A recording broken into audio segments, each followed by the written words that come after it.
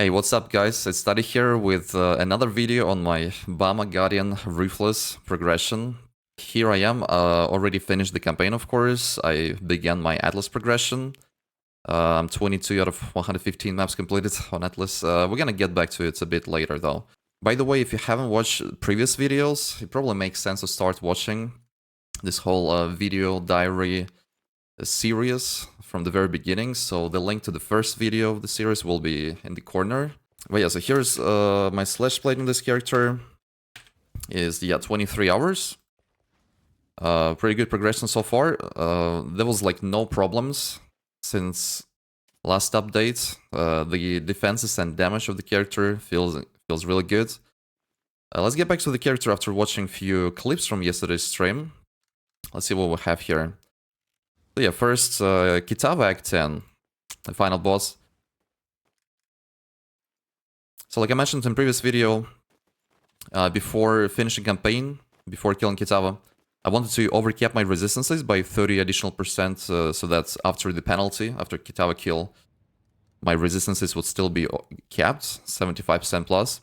And I did it fairly quickly, so as we can see, it's 40 minutes into the broadcast, so I spent like half an hour more farming Osiri in Act 10 until I got some extra cold resist.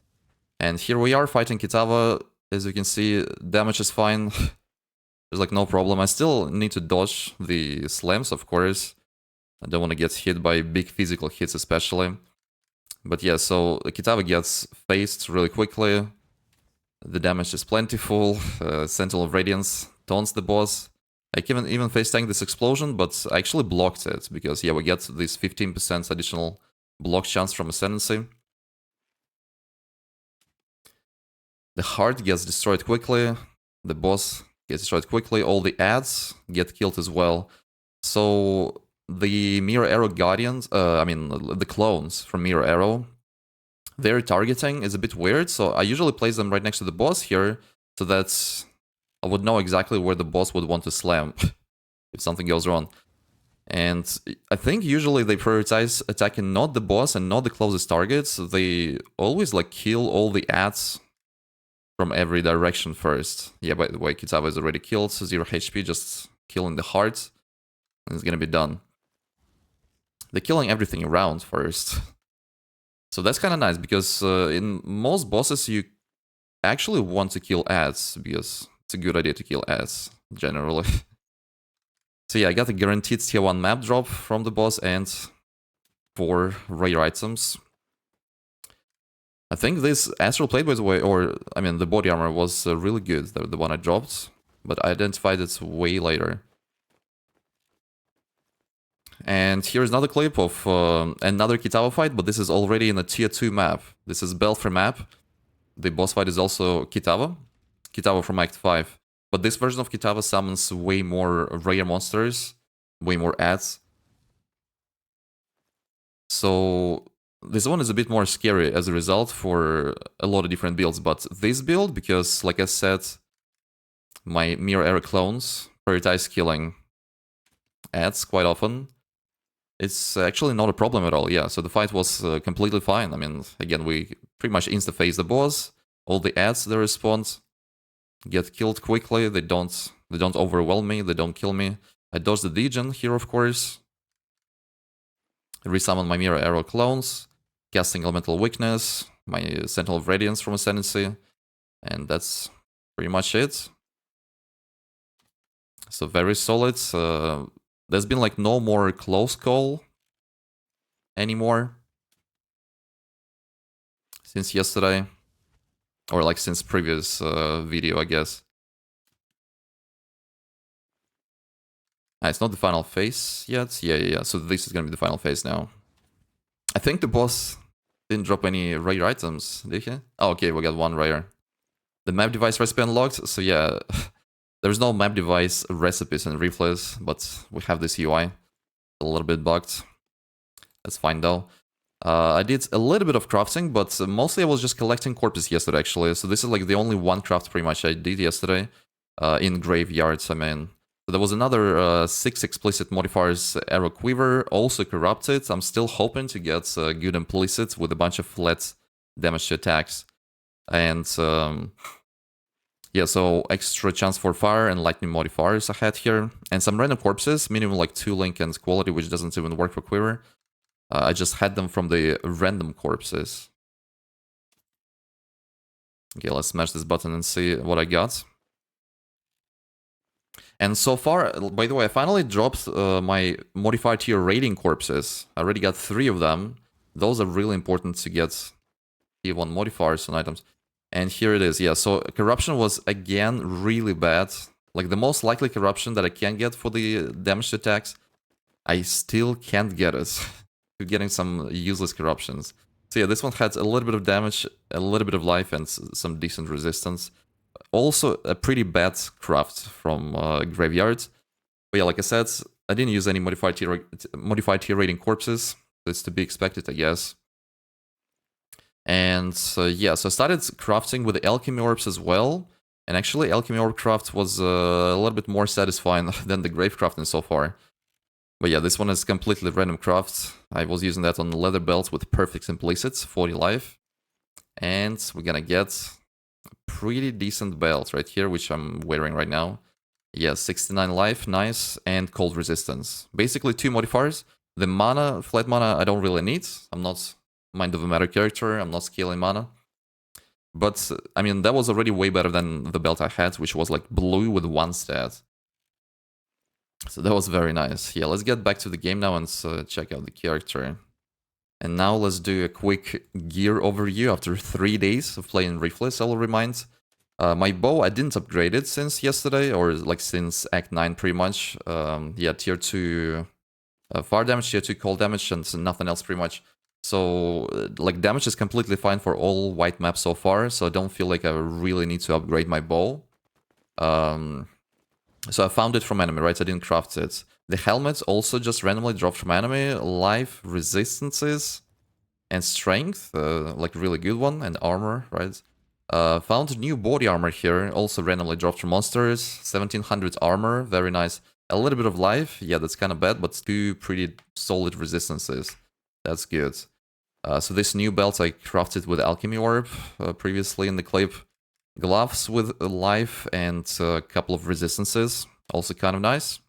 I like them. Boots with 25% movement speed and chaos res, I guess. So yeah, that's just the only boots I dropped with 25 movement speed. That's really hard to get boots with solid movement speed so far for me. So I'm just using whatever I have here.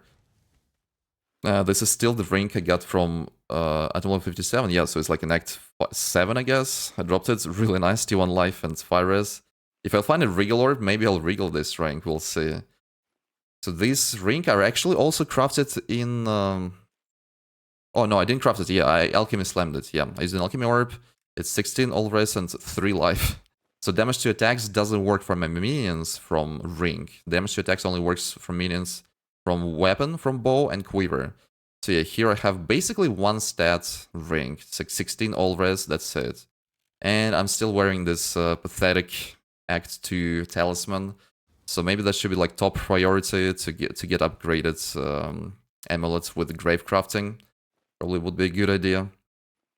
And now let's go and see what's in my stash in currency tab. Well, I got some extra currency, right? So I keep getting more and more chromatics from selling chromatic recipe items. I got my first Explorer Scattering reports. The map progression so far has been okay. I got quite a lot of maps early on, but now I feel like I'm slowly hitting a wall where like I can't really progress new maps, but we'll talk about it.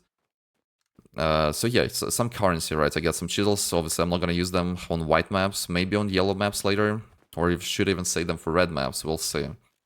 Some extra alchemy, skills orbs, chance orbs will be useful to buy maps from Kirac, and alterations too. And yeah, so Atlas 3 progression-wise, I started going through Alva. I went here to the right and through chance to get scattering reports straight to commissioned officer for the chance to get Kirac mission on completion. After that, I went to the left to get more chance to get Kirac mission completion. I didn't even take this chance for converting scattering reports. I feel like the Explorer scattering reports is the most important for Atlas progression anyway. Like, I would not want to get a different scouting report, so I'm not taking that. And right now I'm traveling to the right side of the tree and getting more chance for Kirac mission. And after that, yeah, I plan to get this chance to get corpses from Leg Mechanics for more grave crafting. I was getting quite a lot of maps, like I said, early on. I progressed all the way to tier 4 maps, so I completed all the tier 1, tier 2 maps, tier 3 maps, and a couple of tier 4 maps even. 1, 2, 3 tier 4 maps. Now I dropped back to only having tier 1 and tier 2 maps. But I finally got Kirac missions by the very end of yesterday's stream. In the last like 2 maps, I got 2 Kirac missions back to back, so this is awesome. I will be able to progress my Atlas tree with Kirac missions quite easily. So he already offers me like a new map here on completion, and after that he will refresh his map shop, right? So I'll be able to hopefully buy some new maps, or at least just buy some higher tier, like tier 4 maps. The very initial entrance to the Atlas was pretty easy, so I never ran completely out of maps. I even could do some 3-to-1 recipes to upgrade like tier 1 maps to tier 2s and tier 2s to tier 3 even. When you sell like 3 maps of this, 3 same maps, you get 1 map tier higher with the vendor recipe, right? It also exists in Ruthless. But right now, after I complete my Kirac missions, I might have to just run the same maps over and over again in hopes of getting new maps and more Kirac missions, I guess. We'll see how it will be. And really hope... So I'm saving Explorer Scouting Reports for now. They'll be super great for completing red maps easily, even in white Kirac missions. Especially now that red maps, completion in Ruthless doesn't require the map to be corrupted. You just want a rare map, and that's enough already. And the other thing I forgot to look at is the gems I'm using, right? So my main link, Mirror Arrow of Bombarding Clones, has had volatility support. It's a really nice support. This is my first support I got that was useful. And then I got faster projectile support. That one just gives a little bit of increased damage, so that's almost a not support at all. Like in terms of total DPS, how much DPS I get from 500 to 573.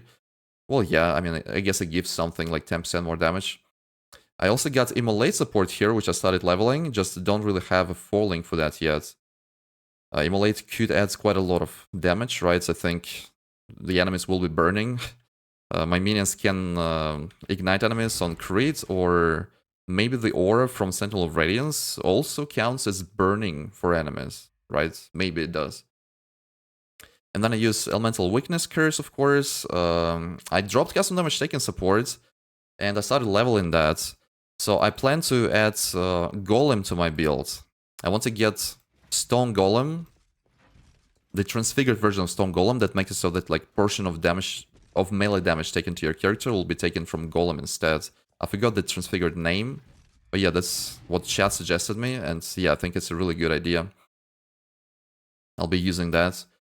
I also got, I mean, like the only aura besides Vitality that I can use here is Temporal Rift.